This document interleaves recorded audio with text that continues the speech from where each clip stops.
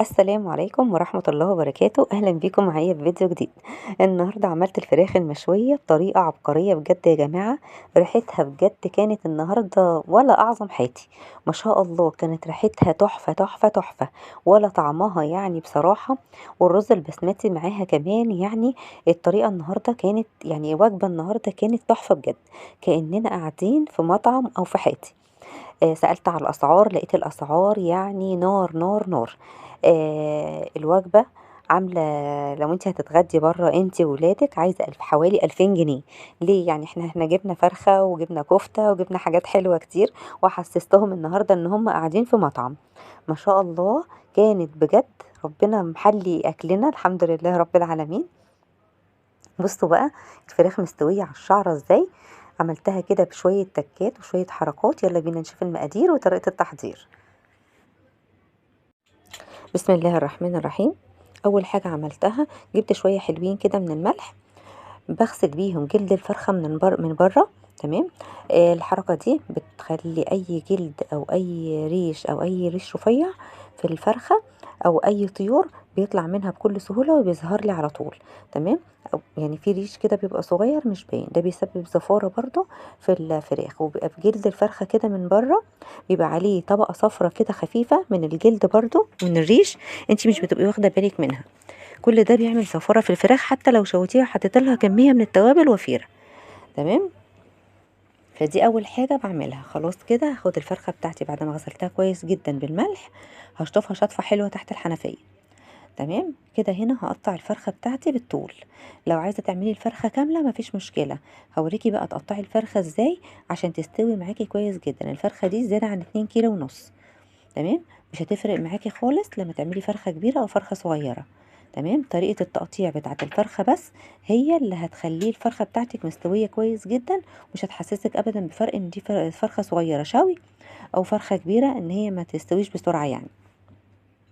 طريقة التفتيح بس بتاعت الفرخة هي ايه اللي بتديك التسوية كويسة. تمام. بتفرق في التسوية.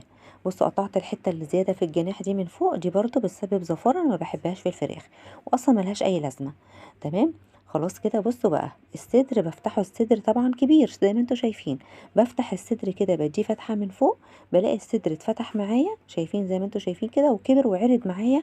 وفي الشوي كده بيبقى ايه، بيستوي بسرعة. شايفين كده؟ بصوا بقت طبقة الصدر بتاعتي كده بتبقى طبقة خفيفة، مش كتلة كده كبيرة، لا. ونفس الوضع الورك برضو، بديه شرايح كده بالسكينة، بقطعه، بديه تفتحات كده عشان ادخل فيه التوابل بتاعتي عشان يستوي بسرعة. قسمت الفرخة بتاعتي نصين. تمام. لو انت عايزة تعملي الفرخة كاملة مفيش مشكلة، بس انا كنت عاملة جنبها اكل تاني، دي زوادة يعني. خلاص كده. بصوا بقى، الفرخة بتاعتي شايفين فتحتها ازاي؟ بصوا بقى الصدر عرض ازاي. طريقة الفتح بتاعت تقطيع الفرخة اهم من اي حاجة. تمام. عشان تديكي تسوية بسرعة وتستوي بسرعة، عشان كنت انا عاملاها كمان في وقت ضيق. بمسك الورك كده، بصوا بقطمه كده، العظمة اللي ما بين الوركين دي، اللي ما بين في النص كده، بديها تفتيحة برضو. تمام. عشان الدم ما يتكتلش جواها الفرخة بتاعتي، اول لما تقطميها كده وتقطمي العظمة من جوه تبقى نظيفة وزي الفل، ما تبقاش زرقاء. ده سر برضو من اسرار شوي الفراخ يا جماعه. ساعات نشتري فراخ بنلاقي العظم كده اسود من جوه. ليه؟ عشان ما اتفتحتش كويس. خلاص. خلاص كده انا فتحتها كويس جدا من عند الكتف ومن عند من عند الورك، والصدر طبعا فتحته فتحه حلوه. هنا بقى السر في الخلطه بتاعت النهارده، خلطه المشويات. ماي واي، تحفه تحفه تحفه. فيها كميه توابل، كل التوابل اللي محتاجاها الشوي في الخلطه دي يا جماعه، وسعرها رخيص جدا. لو عايزه تعملي عضويه اكتبي لي في الكومنتات، او اشتراك في الشركه اكتبي لي في الكومنتات وانا هعمل لك كل اللازم. تمام كده. هحط معلقه ونص بس من الخلطه لان انا هعمل نص فرخه، مش هعمل كتير، وهشيلها على جنب. حطيت معلقه ونص من خلطه مشويات ماي واي، معلقتين من الخل. تمام. معلقتين من الزيت، وهقلب كويس جدا كده المكونات كلها مع بعض عشان ما تتكتلش معايا. شايفين بقت حلوه ازاي؟ ودي بصلايه متوسطه كده صغيره.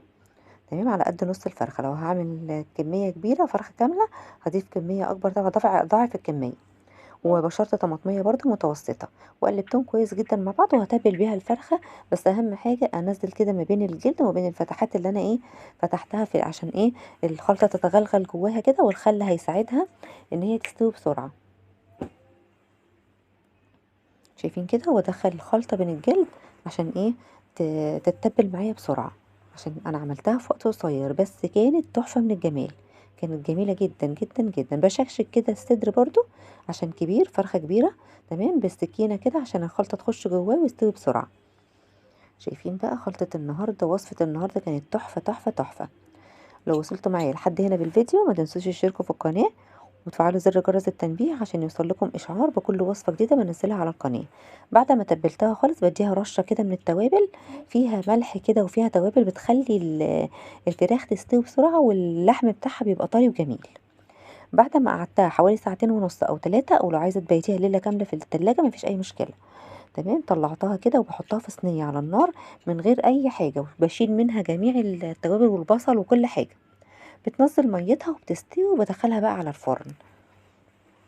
تمام، هنا الرز بقى نقعته كويس جدا في الميه حوالي ساعه او ساعتين براحتك خالص. ده الرز البسمتي، دي الحبه الطويله رفيعه يا جماعه، بتبقى احسن كتير من الحبه التخينه.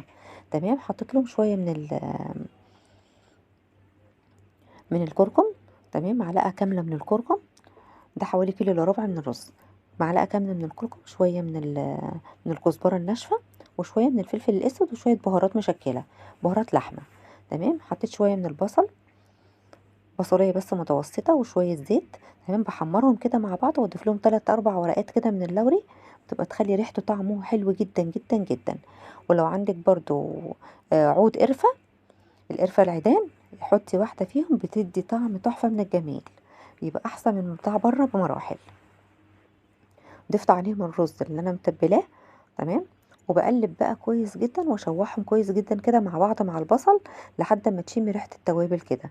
يعني حوالي دقيقتين بس، يعني عقبال ما بتشوفي الرز لونه كله بيبقى موحد. تمام، يبقى كده خلاص. بصوا كده، قلبته كويس جدا مع بعضه لحد ما اشم ريحه التوابل. الطريقه دي جميله جدا وسهله جدا، وطعمها النهارده كنتي ولا في اطعم يعني، ولا في احسن حياتي. وصفه النهارده كانت احسن منه يا جماعه. كفايه ان انت عاملاه في البيت على ايديكي. احط كده معلقه الا ربع من الملح، نص كيلو رز على نص معلقه ملح، كيلو الا ربع عليه كيلو الا ربع، معلقه الا ربع ملح. تمام، بزود الميه. تمام، بس يفضل برضو ان هي تكون ميه سخنه كده. خلاص، اغطي عليه بقى لحد ما يستوي. ودي شكل الفراخ بعد ما طلعت من الفرن يا جماعه. انا حطيتها على شبكه البوتاجاز بعد ما حطيتها غلوتين 3 كده، وشربت ميتها على النار شويه. خليتها، ساعدتها برضو ان هي تستوي بسرعه، لان انا كنت مستعجله وعاملاها في وقت قصير. تمام، بصوا الفراخ بقى شكلها عامل ازاي. بصوا الورك لما بقسمه من جوه، اللحم شاهي ازاي وابيض وزي الفل، ما شاء الله. ولا الطعم كان تحفه من الجمال. اتمنى وصفتي النهارده تعجبكم وتنور رضاكم، وتطبقوها وتنزلوها عندي على الصفحه على الفيسبوك، وتقولوا لي ايه رأيكم فيها في الكومنتات. ولو عجبتكم وصفتي النهارده، انا اسمي منى ودي قناتي. اشتركوا في القناه وفعلوا زر جرس التنبيه عشان يوصل لكم اشعار بكل وصفه جديده انا بنزلها على القناه. شايفين بقى ما شاء الله اللحم مستوي ودايب ازاي؟ شايفين الفرخه 2 كيلو ونص، بس اللحم ابيض وشاي. شايفين مستوي ازاي؟ شايفين النساير؟ بصوا بقطعها بالطول وقطعها بالعرض، دايبه معايا ازاي، وكان طعمها تحفه من الجمال. والى اللقاء في فيديو جديد.